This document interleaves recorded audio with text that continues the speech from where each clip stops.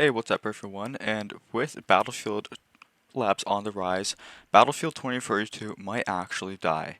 And I don't know if this will be surprising to any of you, or it might be surprising to some of you, but Battlefield 2042 has had a very hard life cycle since the game has released. The game has released with significant bugs, glitches, and so on.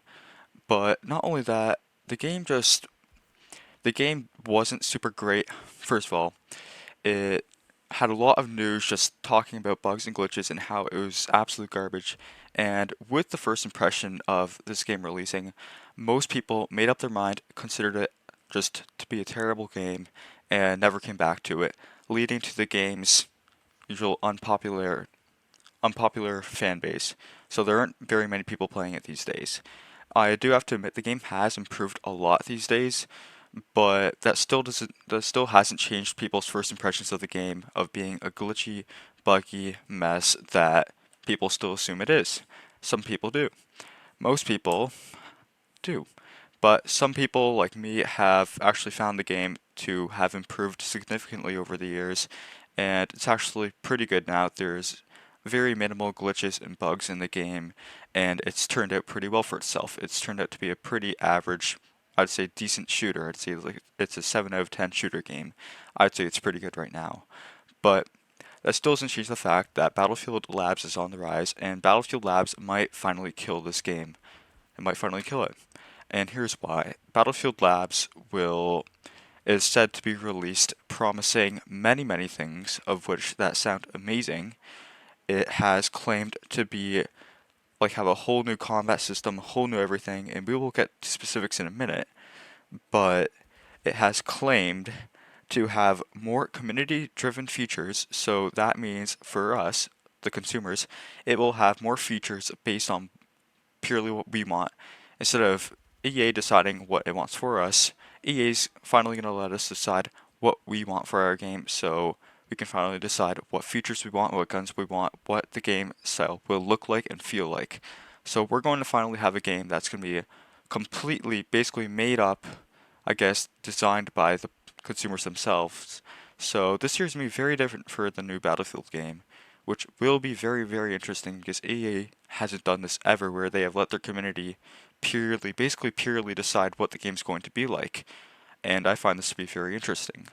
I think this will be extremely successful because, well, first of all, EA's never done this before, and second, because this seems to be an extremely innovative feature where the developers are letting the consumers in on the developing, letting them decide what they want the game to be like.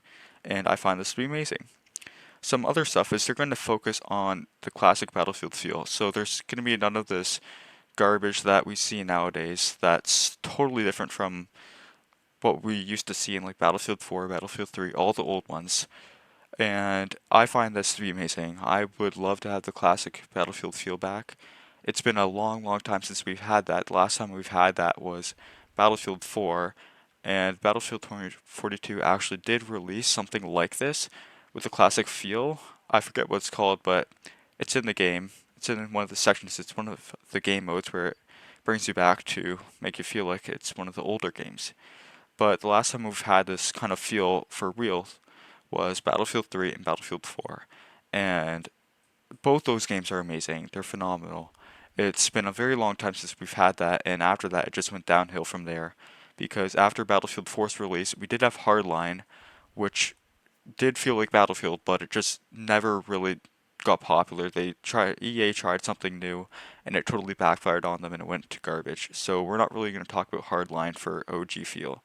But after Hardline, we got Battlefield 5, which we all know was an absolute garbage game. It's nobody wanted it. It was just complete mess when it released, and it still is. There's still many glitches in the game, and there's still buggy mess. To be honest, it has improved over time, but it's still not good. It's still not great. If I had to rate it on like 1 to 10 scale, it'd probably be like a 4 or 5 on there. Just a really not great game. The mechanics are terrible, and it doesn't feel like a World War II shooter at all. And if we compare this to like Battlefield 1, oh, that's my mistake. So we got Battlefield 1, then Battlefield 5. So Battlefield 1 was actually the OG feel. It was after Hardline, and it did feel very, very good. People loved the game. It was amazing.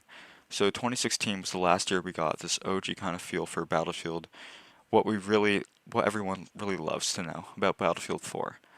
Everything about Battlefield 1 was perfect, and it still is to this day. I believe that. I think it's, if I had to rate it again, I'd rate it probably an 8 out of 10 game. It's amazing. It's still amazing to this day. There's still tons of people playing that game, and I highly recommend you go check it out if you're tired of seeing 2042 and 5 all the time. I highly recommend you check that one out. It's just amazing. But anyways, back on topic. So for Battlefield Labs, the game will release on more classic feel, like I said. It will have a lot more time. It will be given a lot more time to design and make sure there are no bugs or glitches. That will also mean that people will get beta testing, so people will be able to test it themselves. Like those popular YouTubers will be able to test it themselves and try and see if they can find anything wrong with it, see if they like it, see if there's any bugs or major glitches that are in the game pre-release date, which will be amazing. That is an amazing thing, to let the players themselves test out the game before the release date, just to test it for bugs and glitches and so on. Make sure it's actually a good game. It's what the consumers want. Another thing is, it will prioritize feedback and modding and more refined experience. This is what this game will support. And I'm honestly pretty surprised that it'll support modding, because I don't think Battlefield would ever support something like modding, and it seems to be very, very interesting. I'm not sure if I'll like it or not, but I'm sure EA being the way it is and they're trying to fix up Battlefield and all that, I'm sure they're going to release modding to be separate, something to be optional. You can still play the OG feel, but it's optional for mods. And they will promise this. Now, EA has broken promises in the past about their games and whatnot, but this really feels like it might be a new future for Battlefield. It might feel like it might be we're back to the good old days where everything is perfect. And with that, I think this game will be very, very popular when it first starts based on what EA is releasing. And we'll have to see on first impressions, because if the first impressions aren't great for Battlefield Labs, then people are just going to head straight back over to 2042, and there's just going to be tons of YouTube videos based on how it's so garbage, and that, like I said, will probably change its future forever, and people will know Battlefield Labs for being the absolute worst Battlefield in history with a bunch of broken promises and whatnot. So it's all based on first impressions with this one, and if EA can get the impression right, the first impression right for Battlefield Labs, then we might have the best Battlefield game of all time. EA hasn't really talked about it much, but there might be performance issues, it might not be, I'm not too sure. But if you enjoyed this video, guys, I hope you enjoyed it. And if you did enjoy it, please subscribe and like this video. It would mean a lot, and see ya.